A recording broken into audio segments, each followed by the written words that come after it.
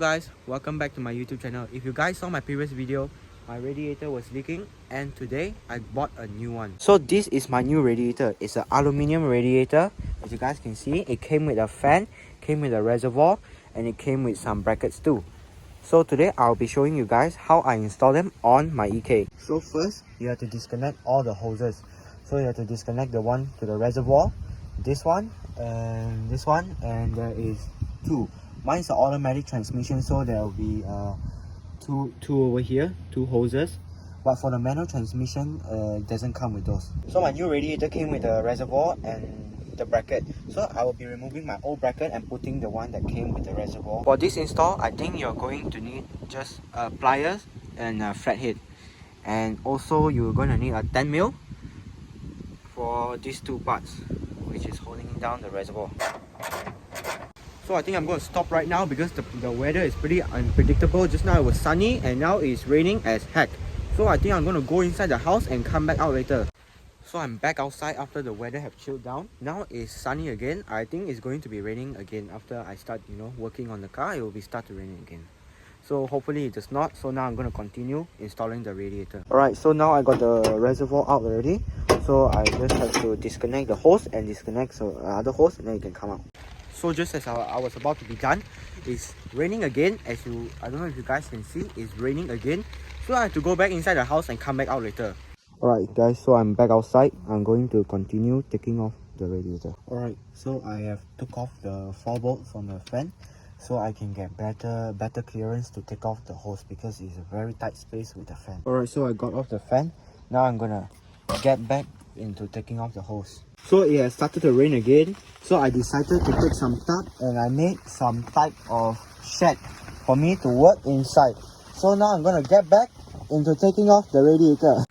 So turns out this 1-2 hour installation took me 5 hours instead because this is for a manual, and if you guys see, for a transmission, automatic transmission, you need this to connect to the radiator to cool it, but I can't.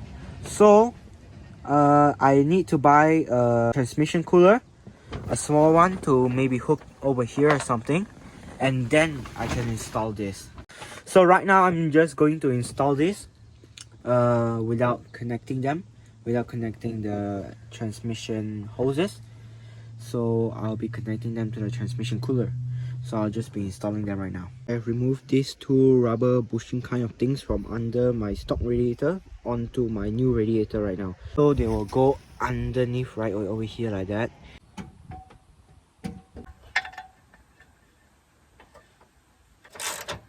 Now I've got the radiator in. I need to connect this hose down here, but because I don't have hose for the transmission to cool it down, I have to buy the transmission cooler as I said earlier. So I'll be waiting for the transmission cooler and then I'll install it probably right here. Alright, and just like that, they are in. But now I forgot to put back the fan, so I have to take this one out and put back the fan again.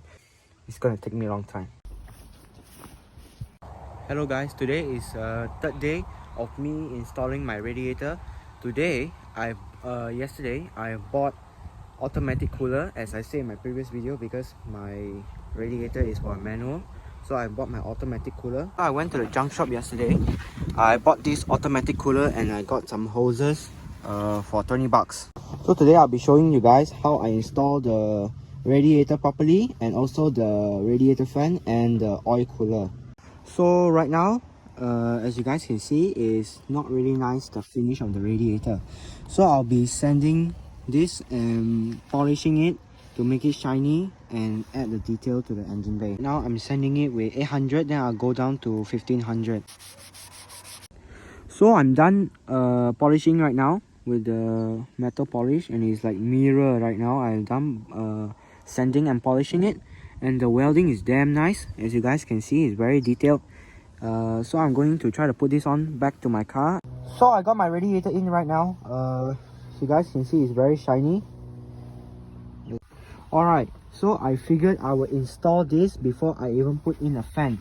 So I have better clearance to go into these two holes for my hands to go in, and then I'll run the hoses through this small hole, and then I'll probably bracket it to one of these holes. So as you guys can see, it's getting dark right now. I have put up my automatic transmission cooler.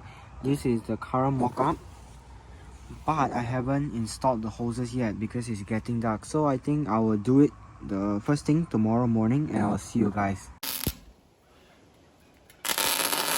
Alright guys, so today is the 5th day of me installing the radiator, and today is the 2nd day of me installing my automatic transmission cooler. As you guys can see, I've already modified some brackets and welded it, and some lock nuts over here. So now it's officially in, and I just have to put back the radiator and the fan. Alright, so I have this right now.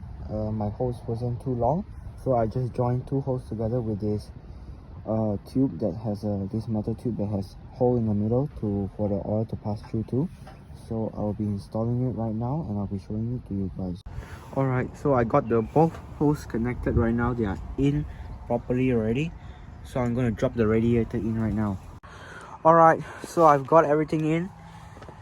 I got the fan, I plug in the sensors and everything. I hooked up the radiator, just some holes I didn't put back, and I got the automatic cooler. Alright, so that's about it for today's video. Thank you guys for watching, as I don't want to make a longer video, as I took 5 days to make this video. So that's about it guys. Thank you guys for watching, and I'll see you guys next time.